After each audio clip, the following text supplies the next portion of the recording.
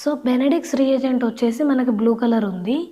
దాంట్లో మనం urine add చేసి హీట్ చేయడం ద్వారా మనకి లైట్ ఆరెంజ్ కలర్ అయితే చేంజ్ అవ్వడం జరిగింది.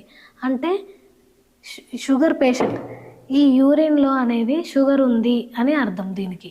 ఒకవేళ కలర్ చేంజ్ అవ్వకుండా బ్లూ కలర్ ఉన్నట్లయితే బెనెడిక్ట్స్ రియేజెంట్ ఎలాంటి రియాక్షన్ అవ్వలేదు కాబట్టి అది బ్లూ కలరే మారుతుంది. ఇప్పుడు కలర్ చేంజ్ అవ్వడం ద్వారా షుగర్ ఉందని అర్థం కాబట్టి